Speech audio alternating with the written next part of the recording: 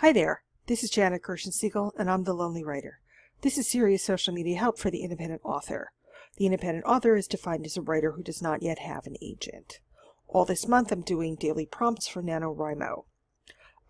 These prompts are kind of in an interesting order, so please feel free to mix them up, double back, skip a few, look at them after November's concluded, go crazy. Anyway, today's prompt is the word tween. Now, what do we mean when we say somebody is a tween? It's actually a really new term, and it more or less replaces preteen, but the standard definition of a tween is somewhere between about 8 and 14 years of age. So this is telling you already that in modern times, in current parlance, someone who is sort of beyond a child or getting to be beyond a child and is starting to push into their teen years, they do so at a rather young age.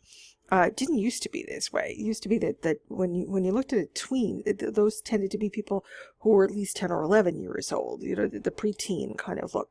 So we're definitely looking at a group of people who are younger, but they still have elements that put them into this category.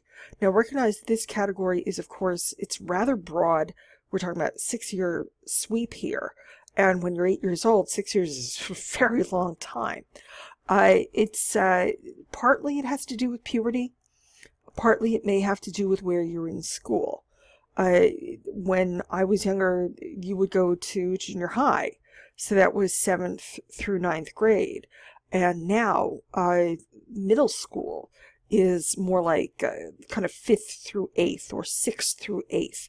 And so the group has gotten a bit younger, and 9th grade in particular has been pushed off more towards older kids who are getting more serious, who are starting to think of either college or going to a trade school or just graduating and then moving on and into their more adult lives. Now, if we try to flip this script a bit and look at it a little bit differently, when a person is a tween, for one thing, are we talking about school? Because let's say somebody is a child prodigy. Let's say a 7-year-old ends up in middle school. It's not unheard of. So is that person a tween? Are we, and kind of what's their POV here? When you're within this time frame, you can be very sort of like you don't really communicate that well. You might be very awkward. People are sort of like they're kind of growing into their bodies. People are starting to develop. They're developing secondary sex characteristics. Boys' voices aren't quite at the stage of deepening yet. They're more at the stage of changing, and actually that sort of comes a bit later. But you may also kind of be somewhat gossipy. That there's there's a great desire to fit in. And of course these are general terms, and individuals are going to differ.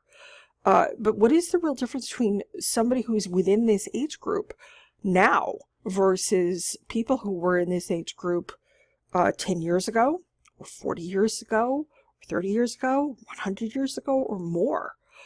When you live in a culture 200 years ago, 150 years ago or so, where people of this age are in a factory situation, then you don't really have the time for, passing notes and that sort of thing, and try to figure out if you want to date somebody. You're busy trying to scrabble to survive. And so there's a rather different POV here, and if you can write from this POV, particularly if you place it within the proper historical context, I think you might really have something here. So finally, once again, this is Janet Gershon-Siegel. I'm the Lonely Writer, because an independent writer never has to be alone. Thank you so much for listening, and good luck with NaNoWriMo.